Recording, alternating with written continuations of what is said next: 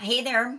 In this episode, I'm going to talk about why be an entrepreneur. Why do you want to be an entrepreneur or a business owner? In order to do that, I'm going to share a little bit about my story and why I am an entrepreneur. Why do I show up in my pajamas? Sharon Horne-Ellstrom here, but you can call me Pajama Grandma. In case you haven't met yet, go and put hashtag pajama in the comments below so I know it's the first time you're being exposed to the Pajama Grandma.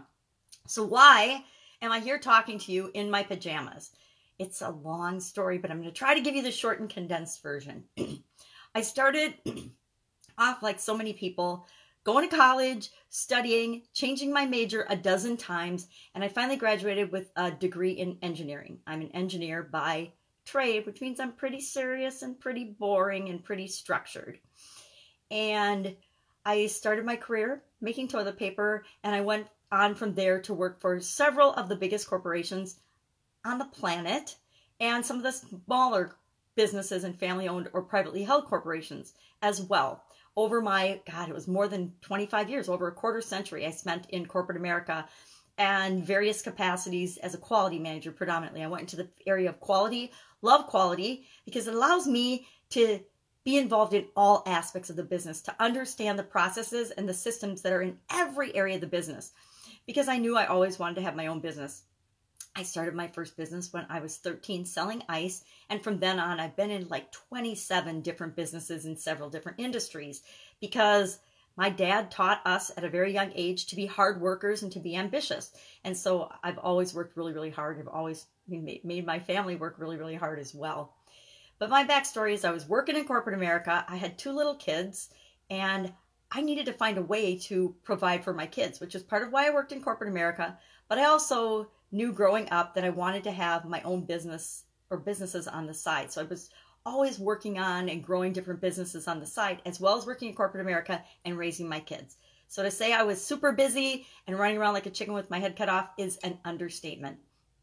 But I knew that from a personal development standpoint, I always love learning and I always want to learn and grow and be finding better, faster, easier, more efficient, more effective ways of doing absolutely everything in any organization, which is part of why I was always drawn to the quality function.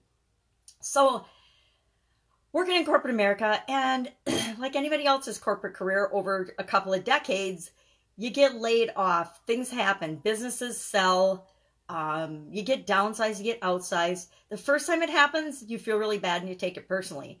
The second and third time it happens, you understand that it's just the nature of the business world and the beast. And it's really not personal. It's not about your skills or abilities. It's about what's going on with the business and what the business needs to survive and be successful.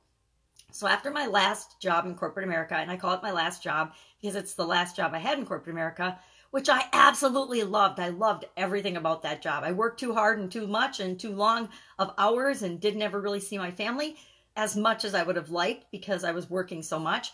But I loved that job. It was fun and it was wonderful, but they sold to a bigger company. I think they've been sold 3 times since then. And so I was let go as part of that. Fired. I wasn't really fired though, because I was just downsized. And I didn't take it personally because I knew it wasn't about me. It was about what they were going to do to combine the companies and combine the businesses. So I decided at that point I could either go out and find another job in corporate America, but I was 40 at the time. And so I was like, I think I was 43 at the time. Did I really want to go 43, 44, somewhere in there? Did I really want to go compete with all the college kids and try to find another job? And the answer was no. Well, I've been running a business on the side with a partner for several decades, so I decided I would go into that business.